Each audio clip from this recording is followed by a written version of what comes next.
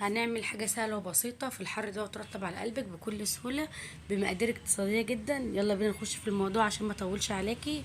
في الاول كده هاتيلي في الاول كده حلة فيها كوباية من السكر وكوباية من المية، وهنقلب كده السكر مع المية.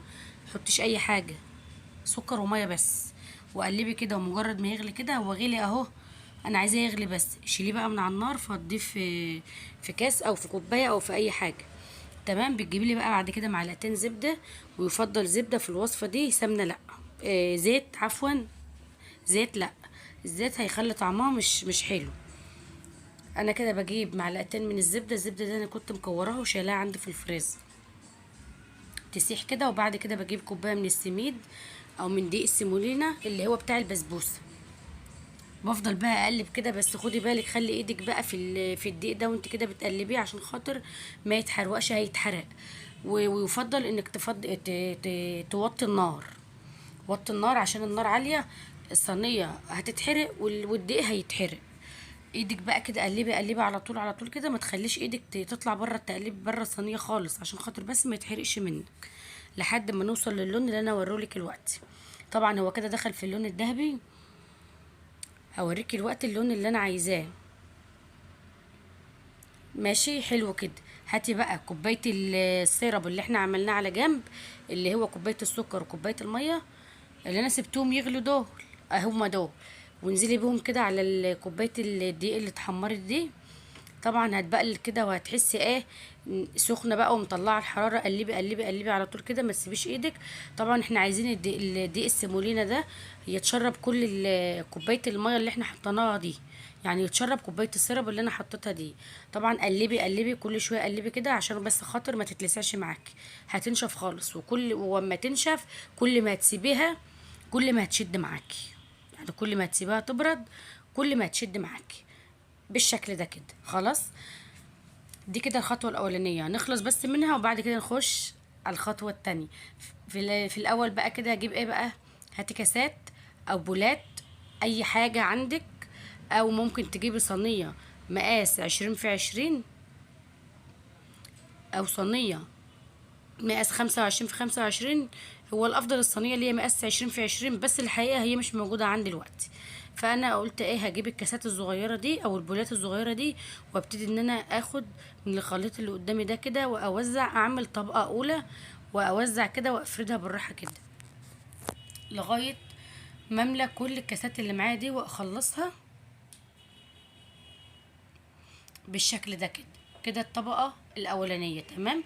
طبعا انت كل ما بتسيبيها كل هي ما بتشد معاكي، فاحنا هنركن دي كده على الرخامه. وتعالي يلا بينا نبدا في الخطوه التانية، اللي هي عباره عن ايه بقى، كوبايتين من الحليب، عليهم 3 معالق من السكر. انا هنا مش مكتره السكر علشان خاطر الدقيق اللي معايا اللي هو دقيق السيمولينا فيه سكر، يعني انا حاطه كوبايه سكر ما تنسيش. فانا مش مكتره السكر، ويرجع برضو حسب الرغبه. بقلب بقى كده.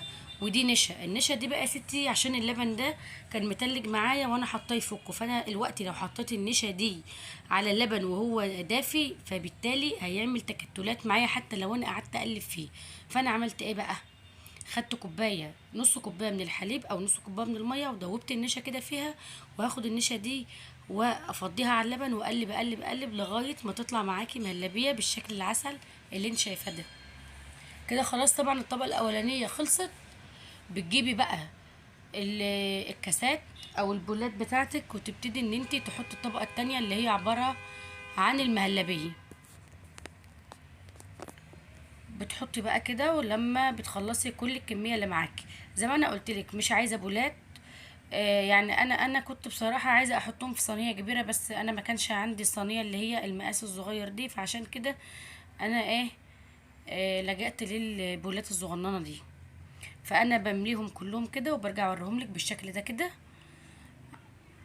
دي برضو حسب الرغبة، بس هي يفضل ان انت تحطيها، يعني دي مكسرات كانت عندي في التلاجة، فانا قلت احط منها كده على الوش كده.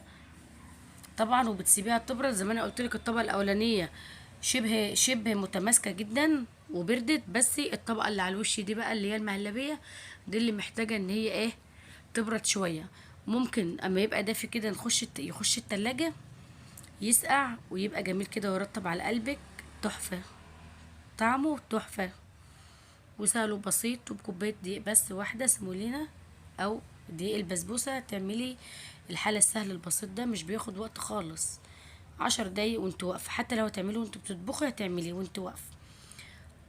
يبقى كوباية الدقيق معايا دقيق السمولينا عملت لي 6 بولات من الصغيرين اللي انت شايفاهم دول.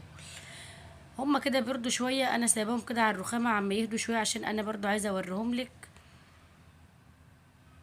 عايزة اوريكي بس الطبقة اللي تحت دي، بصي مش عارفة هتبقى واضحة بقى ولا ايه. ان شاء الله واضحة. جميلة، تحفة وسهلة وبسيطة. ودي بقى اما تخش كده التلاجة وتسقع، يا سلام بقى لما تخش التلاجة وتسقع كده وتاكليها في الحر اللي انت فيه ده، ترطب على قلبك جدا. الطريقة سهلة وبسيطة خالص، ما فيهاش اي حاجة، وبإذن الله مش مكلفة عليك خالص.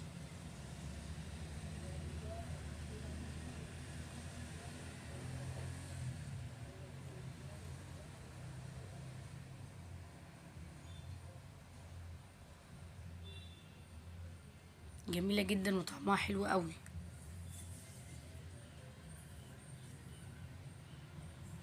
ايه رأيك بقى في الوصفة البسيطة دي؟ يا ريت بقى تجربيها، يعني هي حاجة سهلة وبسيطة تجربيها. شايفة الطبقة اللي تحت دي؟ مش عارفة هي باينة، باينة. جميلة جدا. يا ريت بقى تجربي الوصفة وتقولي لي ايه رأيك.